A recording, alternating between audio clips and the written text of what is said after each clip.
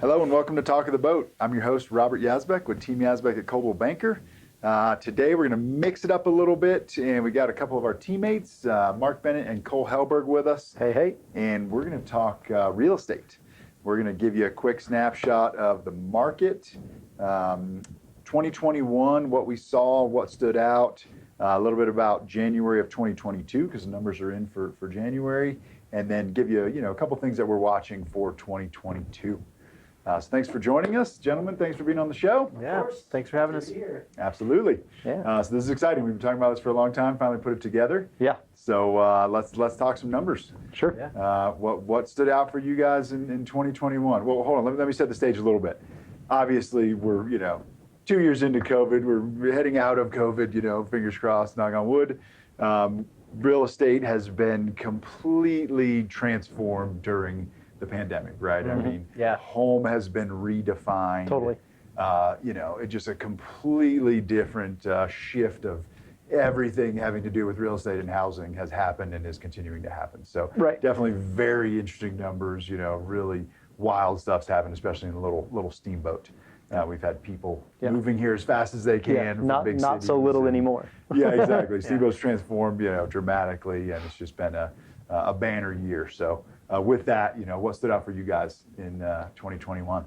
In 2021, let's see, the amount of people that we relocated. I mean, that was huge for sure. And just the prices going up, Mm-hmm. it was wild. Year over year was wild. So yeah, that stood out for me for sure. We relocated a lot of people from their big cities, and all the people that used to come here for fun now live here. Right. So that's fun. Yeah. So what happened to volume? Volume. Well, let's do a little historic. So in 2019, sales volume was just under 650 million at 642 million, right? Okay. So then that was 2019. So then in 2020, the total sales volume in Steamboat was 962 million. Okay. So then Robert mentioned banner year. Steamboat Springs, 1.6 billion in total sales volume, which is in 2019 to 2020, that was a 30% increase. 2020 to 2021, 60% increase in sales volume. Huge. Yeah. So double the rate of increase. Double the rate of increase. Wow. Wild. That's wild. Right? So that stood out, yeah. I think, for sure, for everybody in the real estate business here. Yeah. So I would say that, last year in January, we were thinking it couldn't accelerate like that again. Like it was unsustainable, and here we are, a year later, double what we saw last year. Yeah, it was wild. Yeah. So it didn't seem possible. With that, we could work any harder or sell any more or show any more properties. Yeah, right? yeah, it was definitely wild. And I think for me, the thing that really stood out was the lack of inventory. Right. So going back to kind of some of those numbers, in January 2020, we had 438 active listings at the end of January 20, 199, so less than half of 20 at the end of January in 21. And then again, incredibly, less than half again at 74 at the end of January this year. 74 active listings in our MLS. That's so wild. that's wild. So the inventory conversation is real. I mean, Yeah. there really is a serious lack of inventory. But one of the interesting kind of reframes we heard at a real estate conference we were just at is, I love this, by the way. This blew my mind. Yeah, So, everybody says there's no inventory, right? But how are there record sales, right? If there's no inventory. yeah, there was, what do you say, 7 million transactions in 2021 with In the no US. inventory. Right. So it's interesting, right? Because yes, there's no inventory that sits on the market, but there's record sales. So inventory is just moving faster. You know what I mean? Is one of the things for people to understand. A lot of properties are actually selling before they hit the market, and a lot of properties are selling as soon as they hit the market. So at any given moment, the snapshot is no active inventory. Right. It's just because it's selling so fast. Right. Yeah. Right. So yeah. that's pretty interesting. Yeah. Totally. And then what else was Andy C. talking about? Oh man, our man Andy C. from Silicon Valley, he put it this way. It was he reframed reframed it. Yeah. To it's a buyer's market and a seller's market at the same time. Reason being is, well, look at it 2 years ago. People sold their house, they were excited for what they got for their house, and they look at it to now and they're like, man, I should have waited 2 years. But the same thing's happening now. If you buy a house now, in 2 years, you're going to be like, this is a great decision. And really, those sellers might be upset that they didn't wait 2 years. But, you know, it's different for everybody. But right now, it's just kind of that, you know, if you buy now, you're still in a safe position in 2 years from now, is the idea, we hope. That's what we're predicting. That's what we're predicting. Right? Yeah, that's what we hope to see. So. Yeah, so is it a buyer's market or a seller's market? Has it been a buyer's market or a seller's market? It's both. Yeah, I mean, it's a both market. There's incredible flexibility for the sellers to have flexible closing dates or post-occupancy agreements. We're seeing that as almost standard for anybody selling a single-family home right now. Yep. But then again, the buyers, client I was talking to last night, you know, bought his place in May of 2019 for $435,000, and then his neighbor just went under contract at $740,000. So, Yeah. you know, not even 3 years in the market. And 2 or 3 years ago, we thought, I know which property you're talking about, we thought that was high. It was high. It was high. We were blown away that he was, you know, and now he's super excited. Yeah. Yeah. So, Yeah.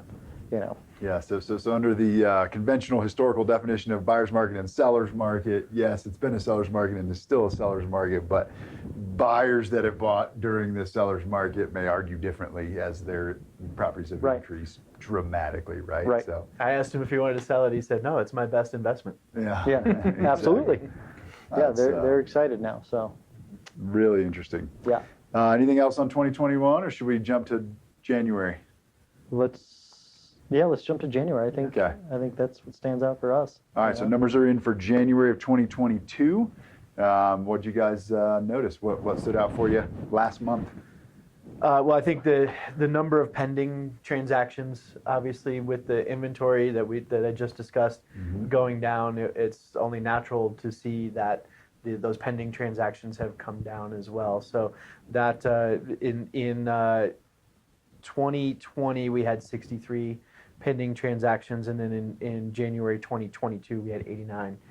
So it's sort of counterintuitive that the inventory is dropping, like you said, but that's because those properties are going under contract so quickly. Yeah, yeah. So we had more properties going under contract in January of 2021 versus 2022. There was less properties that went under contract. 89 in January 21 and 63 this year in 2022. Right. Okay.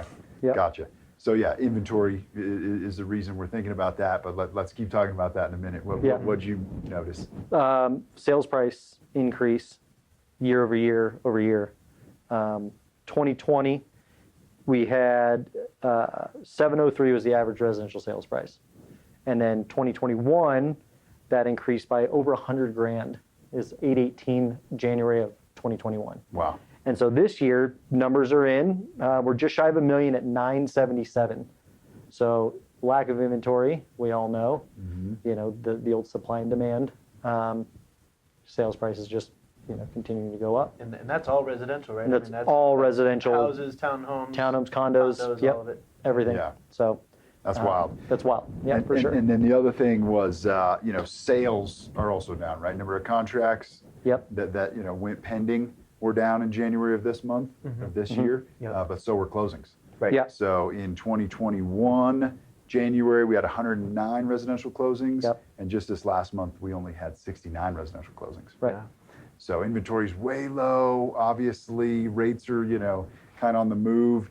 Is that the only reason there was so much fewer pendings and sales in January of this year, or do you guys see some other factors might be What do you think? contributing to I that, think- other than just inventory? I think that there has to be some buyer fatigue. You know, Totally. I talked to someone on the lift this week, and they had put in 9 offers. This was Front Range person, but 9 offers before they got the house that they wanted. Right. That's hard to stick it out for that long and stay in the market, and so I think that is probably happening a little bit. Yep. That's definitely something that I see. Yeah, I totally agree. Are prices affecting the number of pendings and sales, you think? I think so. Just based on, what same thing as Mark's saying, people are seeing the prices go up and they're getting almost discouraged. Buyers are like, I should have bought last year, or I should have bought in 2020, and prices going up, the buyer pool's just kind of shrinking, and they thought, I can afford this. I can, let's use $1 million. People that come into Steamboat and they're like, I can spend $1 million, but they're like, man, I have to compete at $1 million. It's hard for them, and they're getting discouraged on it. So right. Kind of price out of the market, getting kind maybe, of priced out, and just over the increase in prices. Well, and not realizing that, they're coming in, I can spend $1 million, but what can I get for $1 million? And they were like, I'm going to get a single family home, and it's like, maybe. Yeah. We're still, even it's tough, but there's still deals out there, right? For $1 million, single family home. We might be able to find you one in the right neighborhood, but you might have to switch where you're looking, is the idea, right? Be a little further out of town. Be a little further out of town, drive a little bit, commute a little bit. That's the thing. And so I've had to at least go, oh, you want to be downtown? Great. Let's see what you're looking at, what's your budget, all that stuff. And they go, well, here's what you can buy for that downtown. And they go, well, I don't like that. All right, well, here's what you can buy if you go to the west end of town, or if you go to Stagecoach. And they're like, well, that's okay, so. Yeah, it's still only a 20-minute commute for us. That's the beautiful thing about the Yampa Valley is it's not so huge that you're going to end up with, an hour commute most places. I mean, you can buy that. I've experienced a lot of that as well, and I think that what my clients have, really most of them have decided to do is switch to a townhome or condo. Right. Because they realize that single-family home inside Steamboat Springs is just kind of not attainable, and if not, then they're considering that, rural property in Blacktail or Stagecoach or out in Milner. Yep, Milner, the ranchettes and stuff like that up there, No question. Your money can just go a little bit further, so it's, Yeah. And it's great out there. Everybody likes living in the country a little bit, right? I mean, I live in Milner. I love it. Yeah. So. Nice. 10-minute 10 minutes, into town. Yeah, it takes me downtown. 12 minutes to get to the gym. Yeah. Yeah. So I drive a little fast. Disclaimer, I drive a little fast. but still, 10, 12 minutes, you're into town. So. Nice. So I think the other thing I noticed is the emotional frenzy has started to kind of taper a little bit, right? Totally. I mean, last year, January, we were still, so deep into COVID and, lots of other things happening in the world as well that, were affecting big cities. So, Sure. I don't see quite the emotional buying frenzy either. What do you guys see as far as the multiple offers and stuff going? I feel like last January, 2 Januaries ago, every buyer you had was competing against 10, 20 other buyers. Yep. What's that look like from last month? Well, I guess last year it was funny. Me and Mark used to compete on everything that was on the market. As buyers agents, we have our own buyers and whatnot, and we'd be like, all right, are you making an offer? I'm making an offer. And then we're competing against 25 other offers, or I think the highest we saw was 24. Yeah. And I was super far away, but Mark was in the top 5 of all those offers.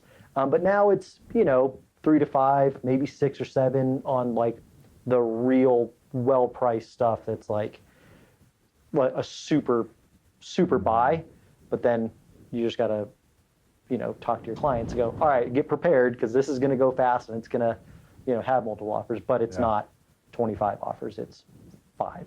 Okay. And I wonder if some of that is some of those, the let's say 17 people who didn't win that deal below the top 5, are they dropped out? Were they real buyers at that point in time anyway? Right. Those clients that I think both of our clients eventually found something Yep. to purchase. My clients ended up opting for a new construction that they still haven't taken possession of. Right.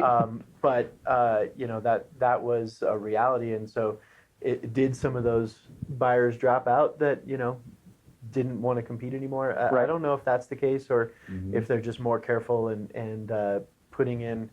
It's not a shotgun of offers anymore. It's a couple of well thought out offers that are very competitive. Right. People that are serious and calculated and not just the buying frenzy. And over the last year, frenzy. over the last year, people have learned what stuff they want, right, and what they don't want, but they've also learned how to make that calculated offer because they've put in offer after offer, and their agent hopefully has, said, all right, this is the one. Let's make a solid one-time calculation and put it in. Yeah. Instead of just waive winging everything, it. Yeah. pay way over asking price, and close as fast as you possibly. Yeah, exactly. But I think, like Mark said, they're more calculated. It's like, all right, this is the one. Let's go for it. Sure. Yeah, I would instead say- of we gotta buy something. I would say the offers that I have competed against when I get that feedback from the listing agent is that those offers are very close, and it's a difficult decision for that seller. And, Right. And so, is it the love note that wins it? Is it the that extra piece of closing cost that you're throwing in? Right. What is that? And don't want to give too many of our secrets away for people that we work for. But those things do make a big difference, and I think the Totally. offers are a little closer than they have been in the past. Yeah. Makes The sense. last couple So it's gotta offers be- that I competed with, yeah. everything was very similar. All the agents like, man, we had 4 offers that were almost identical. Yeah. A couple were cash, a couple were finance, but all the numbers, all the things, all the terms were pretty similar. Yeah. So everyone's getting educated and calculated. So Nice. So a little easier for buyers then is what you're saying. Inventory's still really low, but Mm-hmm. maybe buyers have a little better shot and a little Yeah. more friendly environment to, Yeah. Yes. to purchase in at this point. Yeah, As a listing absolutely. agent, I mean, how are you seeing? Because you receive a lot of offers on the listings that we bring to the table. What are you seeing from your experience in that? Yeah, I agree with you. People have learned what a really good offer is and tightened up, quite a bit on how they're presenting offers. I'm still blown away that, not a lot of buyers will pay for closing costs. That's really interesting. But a few less offers, I think, even on the stuff that's really hot than we were seeing a year ago. Yeah. For sure. Yep. So, all right, good deal. So that brings us to, thoughts for the upcoming year. What's your forecast on 2022? What are you guys watching? Well, I think What metrics are you watching? yeah, I mean, I think the elephant in the room for a lot of people right now is that interest rate. The primary interest rate just went over. I think I read yesterday 4.04. I think so. Crossing that 4% line. This is something that Cole and I have worked on with our coach in the past and talking to our buyers about what that interest rate means to them. A full percent increase in the interest rate lowers a buyer's buying power by approximately 28%, almost 30%. Yeah. Because those payments go up, and so that's a crazy. real challenge. And then of course with the increased prices, you have larger down payments, Right. and higher monthly payments. So that's going to be the interesting thing to me is watching those interest rates and how it affects the Yep. market. Gotcha. And with that, I've been really kind of paying attention to the prices, and can they continue going up with the interest rates going up and the buying power going down? Right. How does that affect like the supply and demand thing, right? People are like, oh, okay, I can afford this much, but now that's lowered. So can that house still be sold for that much? In general terms, like, Right. can it still be $1 million? And will you still have the buyer pool to sustain that $1 million mark or whatever mark you're shooting for? Right. Well, like that buyer who was $1 million at 28% less is now, Yeah.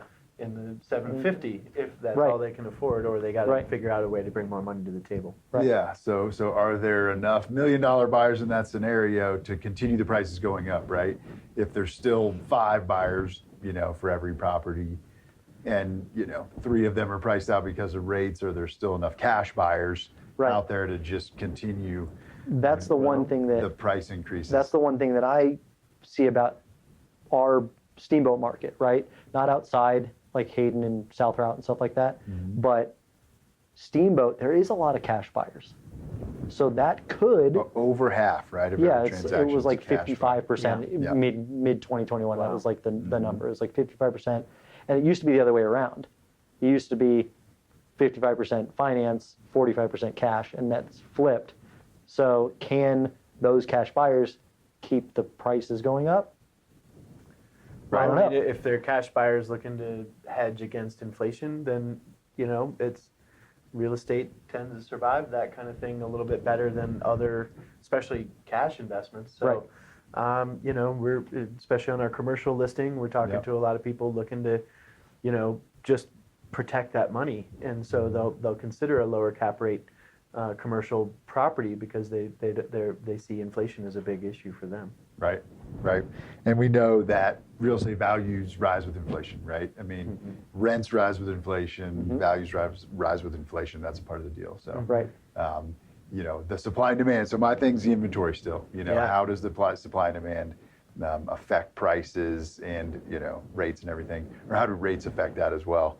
Are more people going to get off the fence and sell and bring their property to market because prices are so high and potentially won't keep going higher and the buyer pool gets limited as rates go up? Right. Or, you know, are people just kind of stuck in their homes because they don't know where to go if they were to sell? Right. Is this the point where things kind of level off, you know, for the time being, you know, and maybe just kind of slowly increase less than they have over the past couple of years? Right. Obviously, we see 25 and 30% increases year over year, right? It's huge.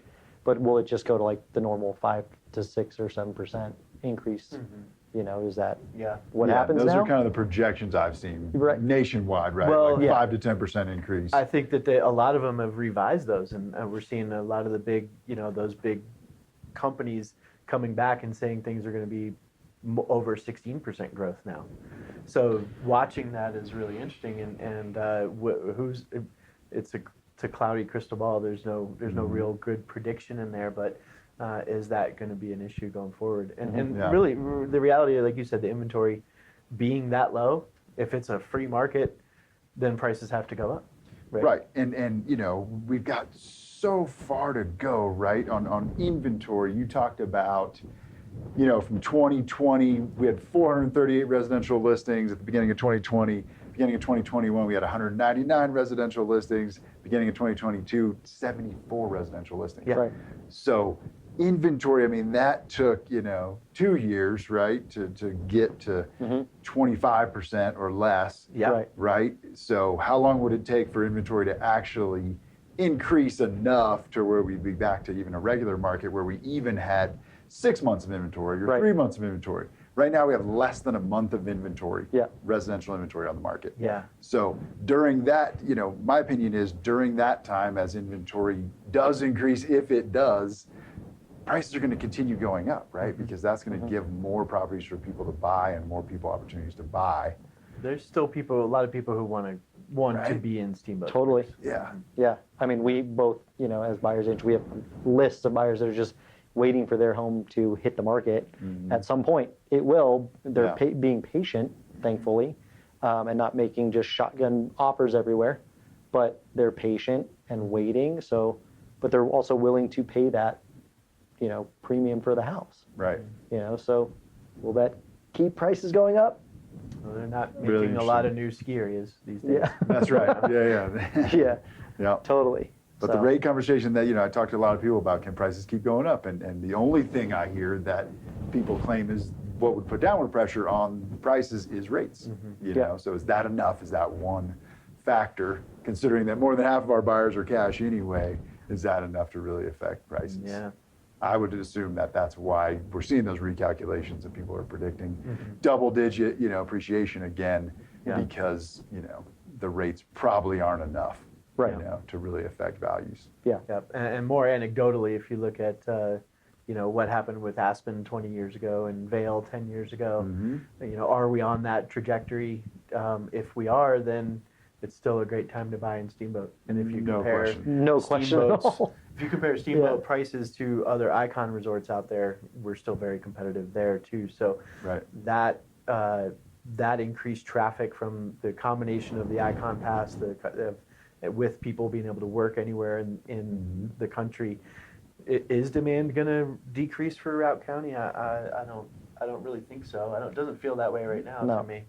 It Yeah. definitely doesn't. So I say it's still a buyer's market, personally, you know, based on the redefining of that definition, right? I think agree.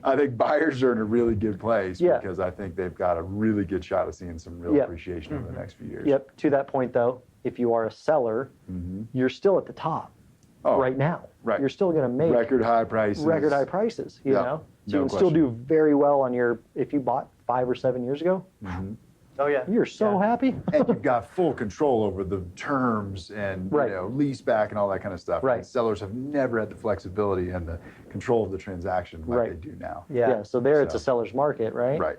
But the buyers are going to be happy in 2 years, hopefully.